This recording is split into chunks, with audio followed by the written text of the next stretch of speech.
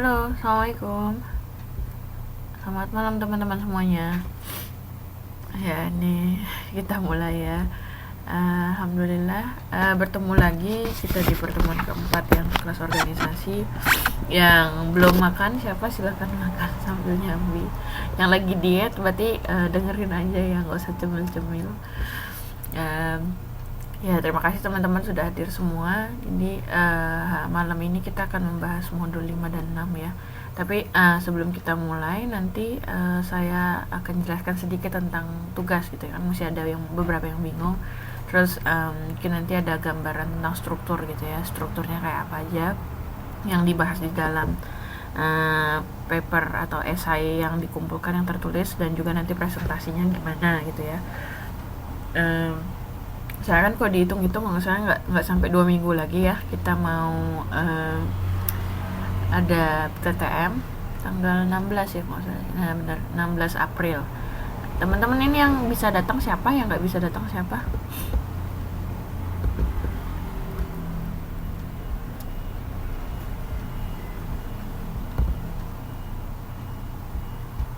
Oh, 13 April. Oh iya, 13 April ya, udah mulai lupa tanggal. 13 April kita TTM. Nanti tolong kabarin aja nih teman-teman atau partnernya yang bisa datang atau tidak. Dan ini juga kan baru yang datang baru 4. Jadi karena ini saya jelaskan strukturnya di awal, tolong sampaikan ke teman-teman lainnya ya penjelasannya. Nanti kan juga ada rekamannya juga sih, nggak masalah. Tapi mungkin kalau ada pertanyaan nanti bisa sampaikan, terus nanti di akhir nanti saya ulang sedikit deh gitu ya. Nggak apa-apa Mbak Yulis nggak bisa TTM. Oh ya, Mbak Fevi balik ke Indo ya, semoga lancar perjalanannya. Langsung aja ya, kita mulai dulu kelasnya. Sampai saya catat ya Mbak Fevi.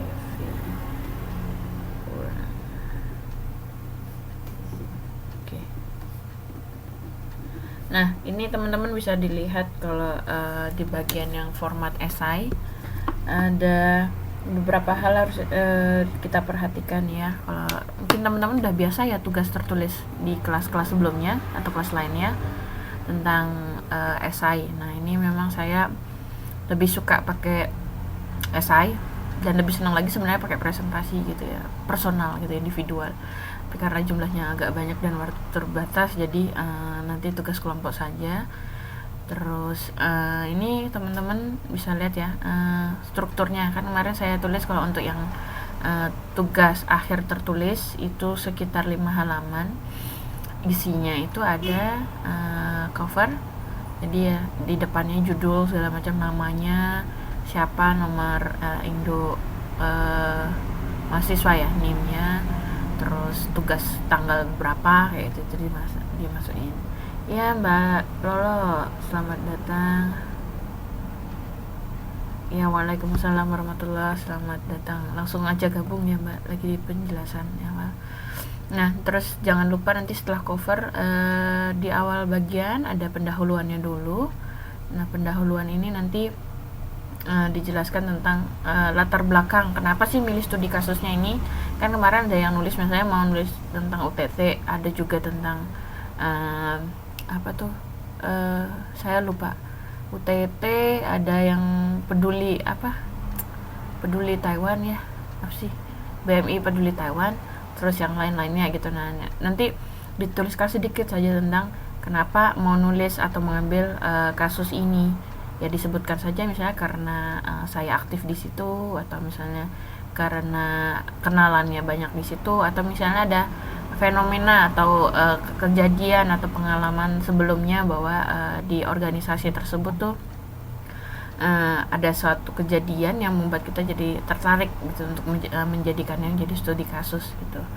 Nah, itu ditulis ya latar belakang kenapa milih kasus atau organisasi tersebut. Setelah itu nanti ada namanya rumusan masalah atau pertanyaan besarnya. Apa sih yang mau diketahui dari organisasi ini atau studi kasus ini. Jadi kalau misalnya tadi disebutkan pernah terjadi suatu kejadian, itu nanti bisa ditulis bahwa dari kejadian tersebut ingin mengetahui pertanyaannya jadi gini, misalnya mengapa organisasi ini menjadi ini gitu. Jadi tinggal 5W1H lah, bisa teman-teman pilih pertanyaannya apa, rumusannya. Gak usah banyak-banyak, biasanya kalau di tugas akhir gitu rumusan masalah itu biasanya 1 atau 2 aja, nggak usah banyak-banyak karena juga dibatasi kertas ya, cuma 5 halaman saja, tapi kalau mau lebih juga nggak masalah sih. Terus teman-teman juga tuliskan ada namanya metode penelitian ya. Jadi apakah teman-teman memang ini murni semuanya dari hasil diskusi atau interview, atau ada nanti teman-teman nambahin dengan literatur atau bacaan-bacaan, minimal sih dari modul ya. Dari modul kita itu juga bisa dimasukkan sebagai sumber literatur. Nah, kalau di dunia kampus memang kalau yang namanya untuk penulisan karya ilmiah itu ada 2 macam datanya, sumbernya, yaitu pertama sumber primer. Sumber primer itu maksudnya dia datanya langsung fresh dari lapangan gitu ya, entah nanti pakai sistem interview atau wawancara, atau bisa pakai sistem survei gitu ya, nyebarin survei atau yang lain-lainnya. Terus sumber literatur ini disebut juga biasanya sumber sekunder karena dia dari pihak kedua ya, maksudnya kita dapetin data itu kan bukan dari kita sendiri yang nyari tapi dari orang lain. Nah, juga bisa teman-teman sebutkan yang metode itu kualitatif atau kuantitatif. Kualitatif itu lebih deskriptif, kalau kuantitatif itu pakai ada angka-angka. Nah, itu bisa kita pelajari secara lebih detail, tapi nanti aja ya untuk metode penelitian. Tapi somehow untuk yang esai ini minimal dari interview, dan kalau misalnya ada dari tadi literaturnya dari modul harus dituliskan. Nanti kita pelan-pelan sambil belajar gimana cara nulis karya ilmiah yang benar gitu ya, dan baik gitu secara aturan-aturannya gitu. Nah, ini mungkin gak usah pusing dulu ya. Nanti kalau misalnya ada mau diskusikan bisa disampaikan aja gitu terkait pertanyaan barusan gitu.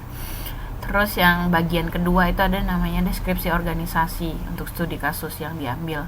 Jadi kalau teman-teman bisa kumpulkan saya sejarahnya gimana sih ada organisasi ini, visi misinya seperti apa. Nah, itu kalau misalnya beberapa organisasi kan mereka sudah punya informasinya dari ini biasanya di website atau punya blog gitu ya. Kalau misalnya memang belum ada, mungkin teman-teman bisa membantu mereka ya secara nggak langsung untuk menstrukturkan gitu sejarah visi misi mereka seperti apa. Terus bisa dibantu nanti suatu saat bikinin blog gitu ya, tinggal dimasukkan gitu. Atau biasanya nih kalau sejarah visi misi itu sudah tersedia di dokumen mereka kalau misalnya punya ya, dokumen ADART, anggaran dasar atau anggaran rumah tangga organisasi tersebut gitu, visi misinya gimana. Jadi data ini kalau tolong kumpulkan. Terus struktur organisasinya seperti apa, mulai dari bukan sekedar nama ya, maksudnya kalau ketua ini namanya si ini, bukan itu, tapi struktur yang ingin dilihat adalah dia punya siapa saja posisinya. Ada misalnya ketua kah, atau ketua departemen, terus anggota atau apapun itu nanti tolong dituliskan. Atau misalnya syukur-syukur bisa dibikin bagan gitu ya, bikin gambar, silahkan gitu. Atau misalnya mau disebutkan satu persatu juga nggak masalah. Kemudian birokrasi kalau misalnya ingat kelas pekan lalu ya, kita sudah bahas sedikit tentang birokrasinya itu seperti apa. Kemudian ada juga namanya kompleksitas organisasi. Ini semua memang terkait dengan struktur ya. Jadi apakah banyak departemennya atau tidak. Nah, ini nanti hal-hal yang struktur birokrasi kompleksitas itu bisa dilihat lebih detailnya ada di modul ya gitu, untuk tahu gimana sih karakternya organisasi ini, strukturnya, birokrasinya, dan kompleksitasnya itu gimana gitu. Terus tolong sebutkan juga kegiatan organisasi yang paling menonjol ya. Kalau misalnya disebutin satu-satu, misalnya kayak jalan-jalan atau misalnya ada rapat rutin, nah itu perlu sih sebenarnya, perlu juga ditulis. Tapi yang ketika disampaikan sama teman-teman dibatasi sama kegiatan-kegiatan yang memang paling gede lah kayak gitu ya misalnya. Nah ini kalau misalnya untuk organisasi secara mahasiswa ataupun dari teman-teman BMI gitu, itu jadi kegiatan gede-gedenya aja. Terus nanti coba cari tahu tentang permasalahan organisasi, apakah itu masalah internal atau masalah dari ini ya, tantangan dari luar, dari eksternal. Nanti coba dicari juga. Jadi kan setiap organisasi itu kan pasti ada masalah ya. Nah ini maksudnya bukan membuka aib gitu, tapi ingin mempelajari masalah apa yang dihadapi dan penyebabnya apa gitu. Jadi teman-teman di ini bisa membantu menganalisa dari apa yang sudah dipelajari di kelas, kemudian apa yang ada dibaca di modul. Nah ini teman-teman bisa mencoba menganalisa masalah yang ada di organisasi. Kemudian selanjutnya efektivitas organisasi gitu ya. Nah efektivitas organisasi ini sudah dibahas juga ya, nggak salah pekan lalu. Dikatakan efektif itu gimana, harus ada ukuran-ukuran atau faktor-faktornya. Jadi teman-teman yang tentukan sendiri. Ini efektivitas itu dikatakan ya, dia pakai pendekatan apa tuh, memang efektif atau tidak. Ini silahkan kalian sendiri yang menilai gitu. Jadi makanya karena ini mungkin cuma 5 halaman, nah itu yang pendahuluan dan deskripsi organisasi nggak usah terlalu banyak, nggak terlalu padat, yang penting-penting saja. Nah ini nanti tolong diperbanyak di bagian efektivitas organisasi, karena di sini memang benar-benar ditantang kemampuan analisa teman-teman dari apa yang sudah didapatkan, kemudian yang dipelajari dengan studi kasus yang ada di lapangan gitu ya. Jadi teman-teman bisa juga nanya lah sama ketika interview, bisa nanya ke orangnya lah, atau macam-macam lah gimana caranya penilaian efektivitas ini gitu ya. Kemudian yang terakhir kesimpulan atau penutup itu nanti ya bisa dikatakan kalau ya hasil dari kita penelitian ini bahwa organisasi ini seperti ini.